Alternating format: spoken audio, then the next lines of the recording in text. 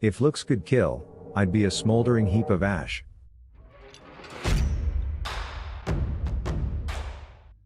If you like true revenge stories, you found the best place for your vengeful needs. In this episode, we start off with a story about pirate neighbors, who are illegally broadcasting Dutch terror music. The suffering neighbors make sure to return the favor without holding back. Followed by a viciously brilliant act of legal justice, that can't be touched by a lawsuit, in which a small town boy gets epic revenge on a selfish bad neighbor. Lastly, a story about noisy neighbors messing with the wrong neighbor, who nudges the abomination that is bureaucracy and pointed in their direction, swallowing them whole. Make sure to give the like button a vengeful death stare. Let's dive in. Naturally, viewer discretion is advised. These revenge acts might be disturbing to snowflakes. As we found out that we'd be expecting, not one but two kids, we knew we had to move to a real house with more space. At the time we were still living in a one-bedroom studio, one up from the ground floor, with its only entrance being a metal fire escape stairs. Not ideal for a pregnant woman, let alone to live with two small babies.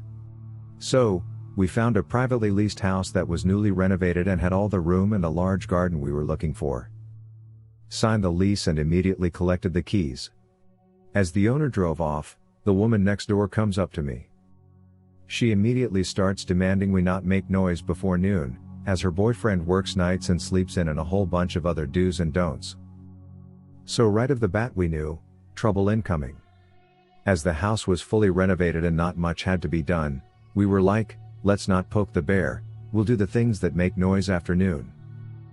We moved in after 2 weeks and the whole street was warm and welcoming.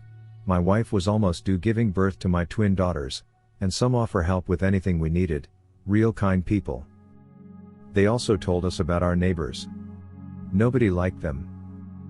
He was a big bully and got into arguments with everybody. Also were known as radio pirates, as in illegal broadcasting on radio with all Dutch bangers. This music is just terror on your ears and possibly used on terrorist black sites. This went alongside them partying Thursday through Sunday till 5 in the morning. Loud music, constant yelling, always drunk, you get the picture. Really something to look forward to when moving in, certainly with 2 babies on the way. The partying began immediately, full blast.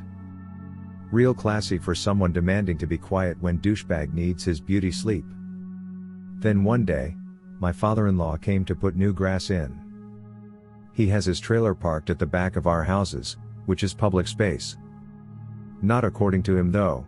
Know that exact spot where the trailer was parked, was his spot and we had to move the trailer. Not going to happen, as I was not planning to walk all the way around the house with the sods. He gets angry right away and demanded me to move it. I told him to go frick himself. I was done with him already then and there. I'm also a ginger, so besides having no soul, I do have a temper which is always in check until you provoke me repeatedly. Anyone who knows me will tell you that you really had to make an effort for that to happen. We went on working and the end of the day comes when my father-in-law wants to leave. Hooks up the trailer and bam, there was douchebag, telling him off, yelling it's his spot and he better does not do this again or else. Mess with me all you want, I can handle it, but what you don't do is threaten my family. I ran outside and told him in no uncertain terms to back off or he'll be the sorry one. Total bluff on my side. Yes, I have that temper but I'm not impressively built and have no hidden fighting skills. But if I have to, I do fight dirty. He backs off, my father-in-law leaves and I go inside where I find my wife crying. She got scared of him potentially doing something to her father or me, and this is something we don't need right now. Combined with hormones from being pregnant and you can paint a picture. So I'm even more pissed, but had to promise not to act on anything. I won't, dear, not yet anyway. Time went on without any real incident and then came the time my wife goes into labor. Didn't go smooth and ended up having to deliver with C-section, because daughter 2 was almost strangled by the umbilical cord. We had to stay 3 nights, excruciating nights due to a lot of things. Finally we get to go home. Family had put a giant sign in our front yard welcoming the babies. The sign was already up for a few days prior to coming home, so our friendly neighbors definitely knew about it. But did they give a flying frick? No, they did not. From the first night on they started to party and broad blasted their terror music. They started at noon and continued to until 5 or 6 in the morning. Classy. They also kept going for days, so it wasn't just Thursday, Sunday. It was all week long and the next. So we were broken, hardly slept. One of our daughters suffered from heavy cramps combined with all the noise and her parents at the end of their wits, so she cried a lot. And then I just had it. I researched some things on radio pirates, the laws and regulations, and on his large 5-meter antenna in his backyard, which was illegal in itself. But he used it to illegally broadcast on radio, which meant he had a lot of equipment to do so, which was even more illegal and can even get you jailed, but at the very least they could seize it all and fine him big time. In the 10 to 45K area.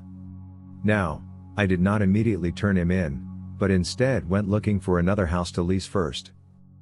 This because I figured it wouldn't sit well with him and having a wife and 2 babies in the house alone during the day, because I had to go to work. I hear you guys thinking, why not involve the police? They are utterly useless in cases like this. We called once and what they did disturbs me to this day. They rang at their doorbell and immediately started off by saying we called them about noise complaints. Yes, you read that right. No protection or whatsoever. Just blatantly told them we were the reason they're there, told them to keep it down, and that was it. They didn't even follow up with us or anything. As you can guess, douchebag now was even more pissed and told me the next day, or yelled over the fence that separates our backyards, that I really should not do that again, a threat yet again of which I told the police. I didn't report it the first time as I chalked it up to alpha male and heat of the moment.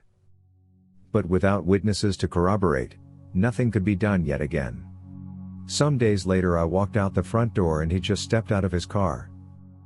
Came up to me, demanding I cut back some of our ivy that grew on our side of the fence, because it tangled in with his monster antenna. He said he would be gone for some hours and I could come into his garden to cut back the ivy that grew through on their side. And then a light bulb went on above my head. I told him politely that I would do that immediately. Why? Because that gave me the opportunity to find out the make and model of this antenna, to ascertain its signal strength, where the cables go exactly and what kind of cables they were, again to know the signal strength it handled. Also, it gave me a good view on the equipment he had, so I could snap some photographs of it. This was the icing on the cake. Because in the meantime, we did manage to find a new home and already had signed the lease, so we would be gone in 2 weeks. Luckily we only had to paint some walls for the girls' room and furthermore just pack up our things and move them to the other house. So after I trimmed the ivy and collected my evidence, I went online that night to find out the proper channels to report a broadcast pirate and which entity was tasked with catching said pirate. Turned out I had to call the telecom agency, but also the police. Wasn't too happy with the latter. But I remembered I have a nephew that works for the police. Officially his area was immigration, but knew enough colleagues that could help us and we could trust not to confront them again saying I was the one that sent them.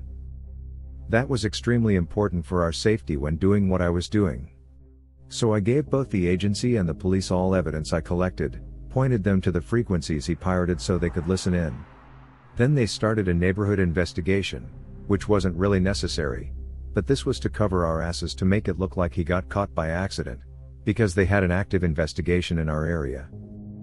You never know what he can learn from legal documents and such. We asked them to wait with the raid.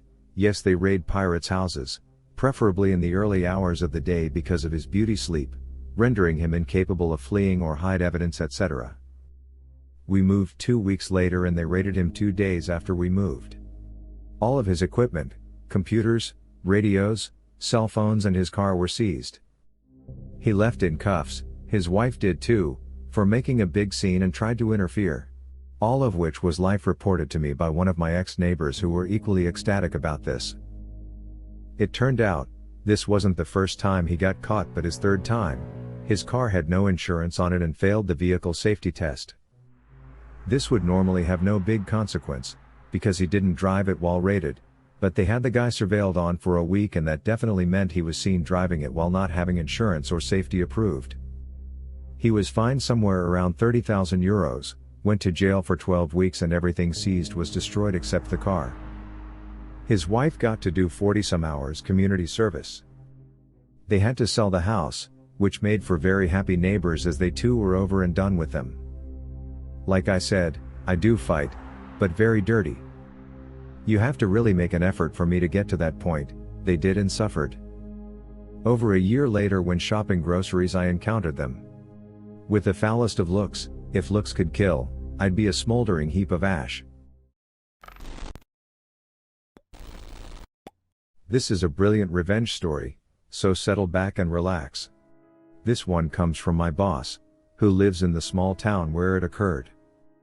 To set the stage, many decades ago, Barney and Betty immigrated from Europe and bought a farm. A few years later they had kids, and sponsored Wilma from the old country as a nanny. She met Fred, a local boy, fell in love and got married. Wilma stayed on as the nanny, and Fred worked as a farmhand. Their kids and Barney and Betty's kids grew up together, and it was pretty much a big, blended family. Years go by, and Barney and Betty decide to sell the farm fields to Farmer Frank, but kept the land the house was on. They made enough off the sale to build a nice, new house, and rezoned the property lines. They broke the lot up into 2 parcels, one for the new house, and one for the existing house, which they gifted to Fred and Wilma as a recognition of their years of dedicated and loving service. Both houses shared a well and a septic field. More time went by. Barney and Betty passed away, and their house was inherited by their son, Bam Bam. Fred also passed away, and Wilma stayed in the house. She was an angel. Everyone in the town knew and loved her. She was like the town's grandmother. She was active in the church, and liked nothing more than crocheting booties for anyone in town that had a baby. Sadly, Wilma passed away too, and her house was inherited by her daughter, Pebbles. She was well established in a nearby metropolitan city, and made the decision to sell the house. And so the trouble begins. To give you a better idea of the setup, here is a rough diagram. The parcel for sale is the yellow bit, which backs onto protected park land, and is bordered by Bam Bam's land, and Farmer Frank's fields. It was purchased by a builder from the city, which we'll call Dick. The name suits him. He wanted it as a country getaway, as he already had a place in the city. He got approval to improve the place, and his plans were to convert the barn into a multi-car garage with a man cave and an apartment in what was the loft. He started by tearing down the house, with plans to replace it with a bigger, more modern house. The house was torn down, and the new build was started. The lower part of the yellow represents a very narrow driveway. Between that driveway and Farmer Frank's field was a drainage culvert. So the contractors started parking their vehicles on Bam Bam's lot. Bam Bam asked the contractors not to do it, but they didn't stop, so he approached Dick, and the conversation didn't go well. Dick was an entitled big shot, dealing with what he thought was a country bumpkin. To give you an idea, Dick once went to the local diner, and asked for the wine list. He was aggressive and disrespectful, and this pretty much set the tone for all future interactions. Bam Bam had enough. These contractor trucks were tearing up his ground, so one weekend, he built a fence along the border between his house and Dick's. It wasn't a complicated fence. He just got a buddy with a post hole digger on his bobcat, sunk posts, and strung planks between them. This caused no end of trouble with the build. There was no room to park in the yellow for the contractors without getting in each other's way, and they couldn't park in the driveway, which was only wide enough for one vehicle at a time. Contractors were pissed off. They had a long walk from the road to the build site, and had to carry tools and equipment back and forth, either that, or take turns dropping materials. Waiting hours for the carpenters to finish unloading the lumber so that the plumbers could unload the pipes. Dick was furious, and came stomping over to Bam Bam demanding that he dismantle the fence. Bam Bam told him to go to hell. Then a day later, Bam Bam saw that someone had removed some of the fence and the contractor trucks were back on his land. Okay, thought Bam Bam, let's play. The following weekend Bam Bam irrigated the area where the contractors were parking. Irrigated it long and continuously. He probably had to get a water delivery to make it happen, as the well had a limited capacity. On Monday, The first contractor to arrive turned off Dick's driveway to go through the fence, and immediately sank up to his axles in mud. Did I mention that Bam Bam owned the local service station, and knew every tow truck company within 100 miles? As it turned out, everyone they called was too busy to pull the truck out, and they had to call a tow truck from the city, almost 2 hours away. You can see how the relationship between Bam Bam and Dick became somewhat less than neighborly. Time went by, and Dick's house was completed. It was a low-maintenance setup, with interlocking brick over the compound, tall hedges separating Dick from Bam Bam. They kept out of each other's way, but they certainly weren't pals. Dick's kids would come up on the weekend and have a party now and then, but Bam Bam put up with it. One issue that arose was when Dick decided to fill the small swimming pool that he had installed. This drew the well dry, and caused some sand to be pulled into the water treatment equipment. When Bam Bam approached Dick about the cost of the repair through email, Dick basically replied that it was Bam Bam's problem. The same when the septic holding tank needed to be pumped.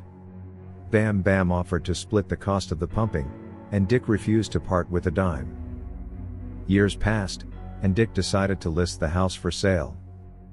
That's when Bam Bam made his move. He cut the water and capped the septic line leading from Dick's house. Then he informed the real estate agent of what he had done. Well, that induced a thunderstorm, for sure. There's no way Dick could sell a house that had no water, or any way to dispose of waste. He couldn't build a septic field on his property, it was too small. He approached Farmer Frank to buy some of his land, but was rebuffed.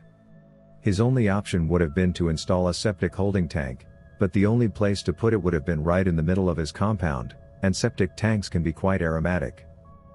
It would also have meant removing the in-ground pool.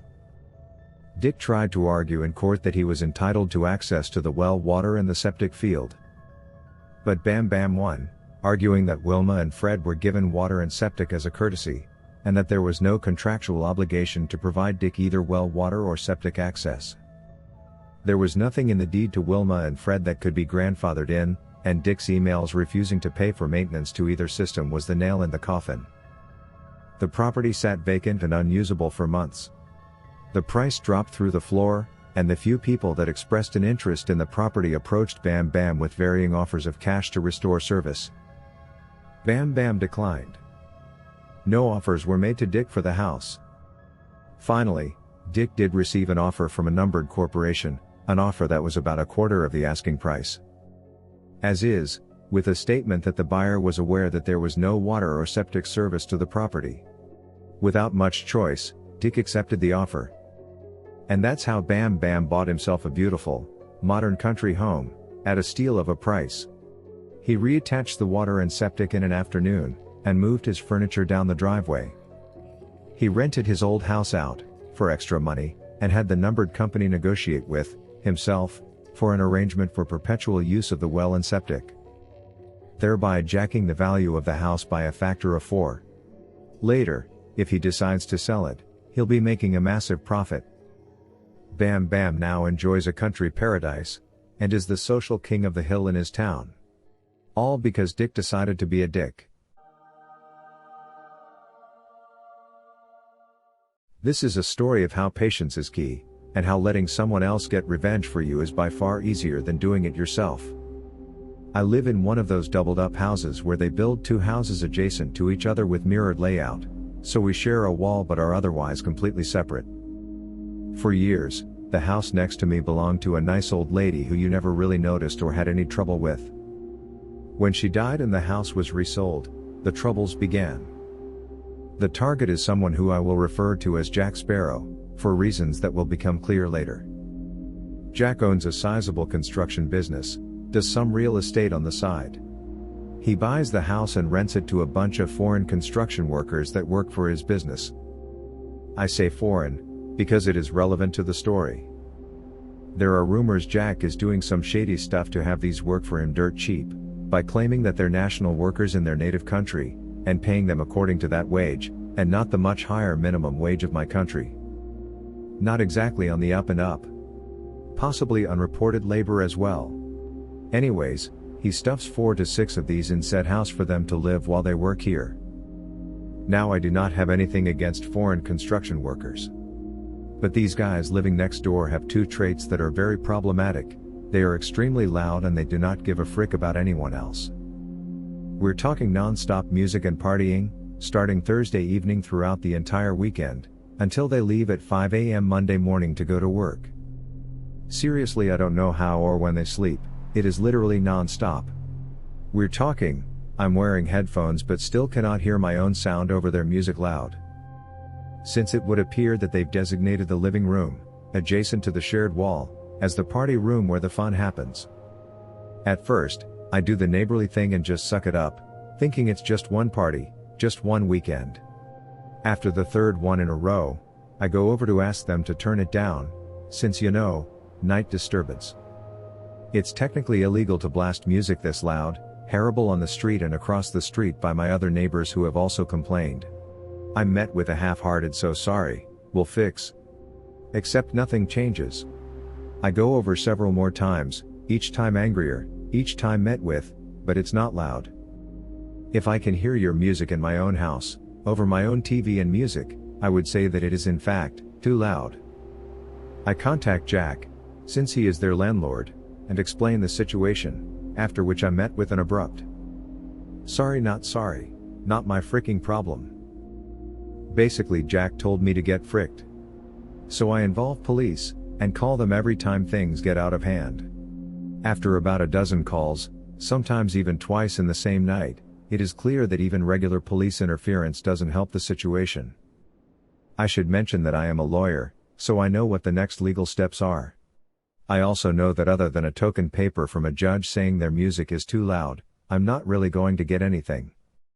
Things would become a cat and mouse game where they would blast their music extremely loud to piss me off or to wake me up, for a few brief moments, so that by the time I could get proof or police show up, there would be no music. I'm deadlocked with my only further option being pretty useless and a waste of time. At this point, I'm biding my time and just waiting till something changes. I'm not saying that I condone people who bludgeon their neighbor to death with a rusty pipe, but I do somewhat understand what would drive someone to that point. One day, I'm at home and I notice quite a lot of ruckus next door, more so than usual. Suddenly, I see through my garden window that a wall is being partially torn down. You see, sometime over the years, the neighbors had built a small adjacent side building adjoining the main house. It was right on the border between us, and when the gardens were being refenced, the wall was used as a divider to save on fencing. Said wall was now in the process of having its top part ripped off by a crane. I was not informed of any of this, which, while not technically needed, would have been the nice thing to do. I go take a walk so I can take a look at what we're doing and see that they've torn down the entire side building. The remaining wall between our gardens is the only part that has been kept intact, and even then, not the top part.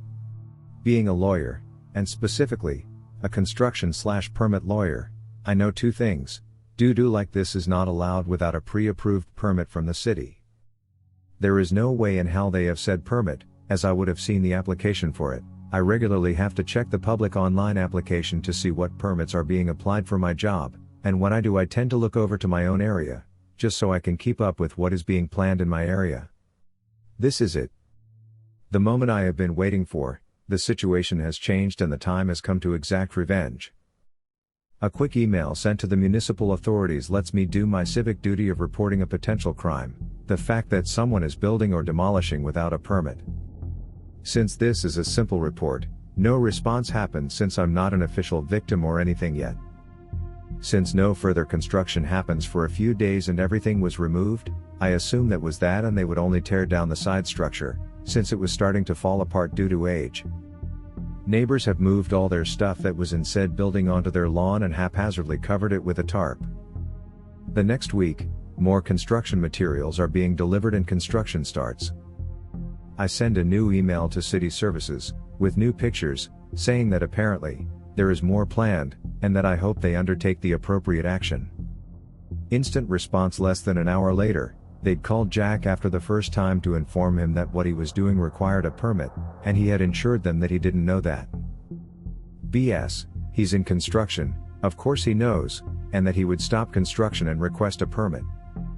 They called him again after my email, reprimanded him for not following his earlier promise, and he said again he would shut it down. I happened to be working from home that day, and had to stop myself from waving to the construction crew as they left. Later that day, I get an angry phone call from Jack, who accuses me of reporting him and that I would be sorry. He would come after me for damages for his delays. I respectfully inform him that even if I reported him I wouldn't have done anything wrong, because from the looks of it, he didn't have a permit and should have known that before he started working illegally without one. I end the call before I start to sound too happy with things. Jack has at this point no idea what I have initiated with this. He is Jack Sparrow and I have just rung the bell that awakens the kraken that will destroy him, he just doesn't know it yet. You see, there is a good reason why most people consult an expert and/or a lawyer when they want to apply for a permit. The rules involved are so convoluted and needlessly complex that navigating them as a non-professional is extremely hard and time-consuming, and a single mistake can torpedo your entire case, forcing you to do it all over.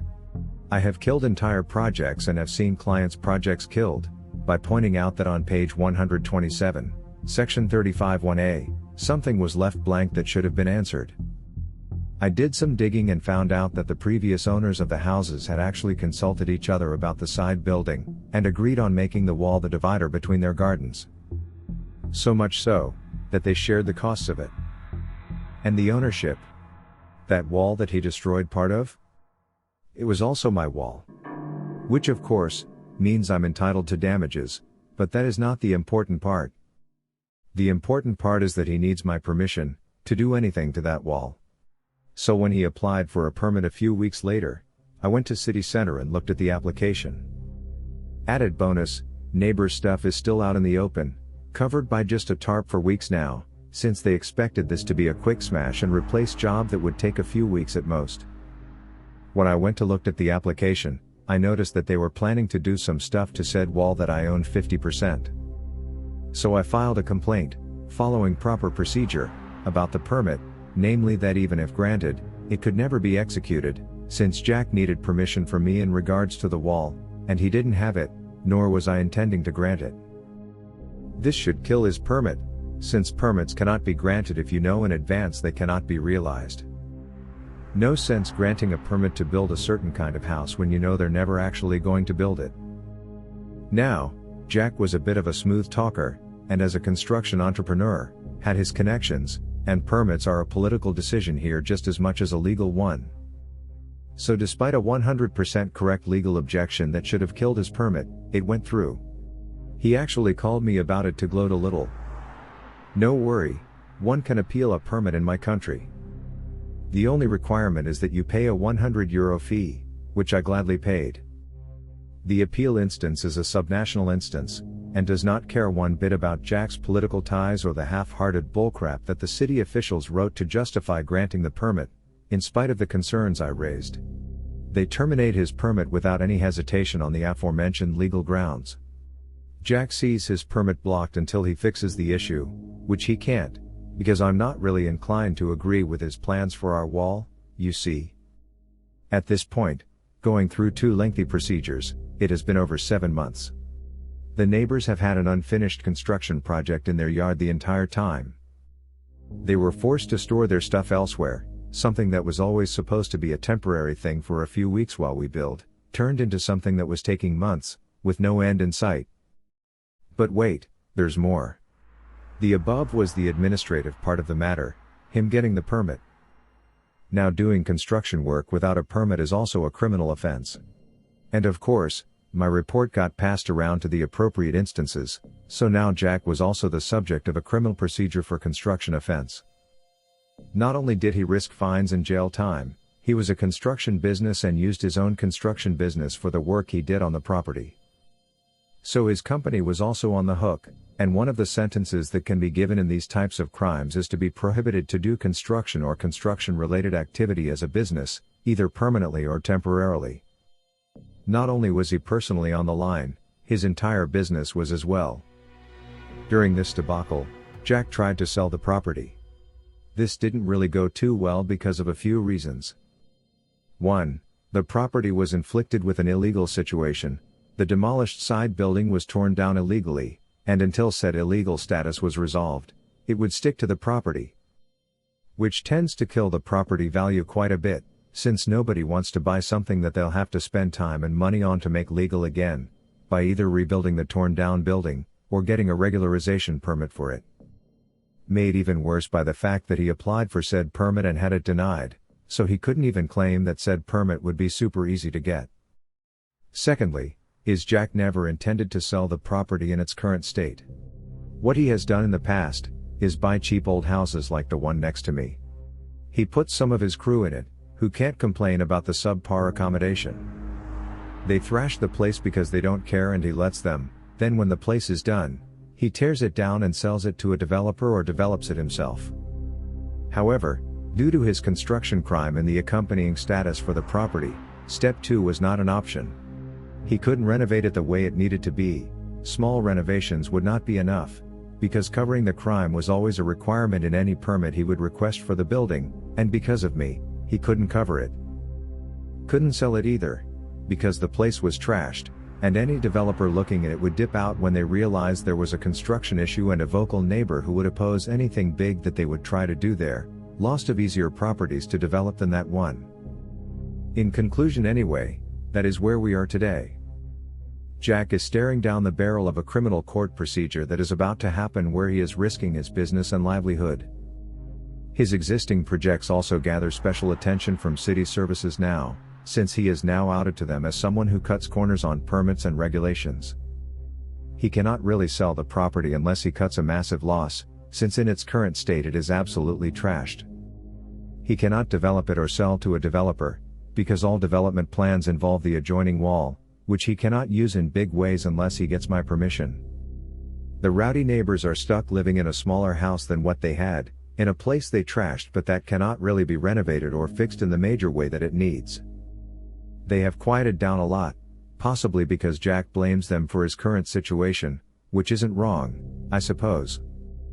I have awakened the Kraken and set it off on Jack Sparrow, and it utterly ruined him. And the best part is that I had to do very little to do it. All I really did was nudge the abomination that is municipal bureaucracy and point it in his direction, and they did the rest. I could tell you that he called me to complain and even beg about letting him use the wall the way he needs it to, so that he can get on with his business and fix the issues and use them to show his good faith in court in the criminal procedure. That he was losing money and customers over this and was in danger of losing his entire business, and that I then smugly replied with, "Not my freaking problem." But he didn't, so for now we'll just have to imagine that he did.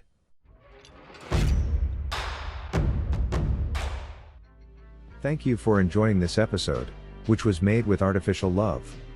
Subscribe or give Royal AI some sugar by avenging the like button. Could you imagine doing one of these acts yourself? Share your experience below. I'll join the conversation.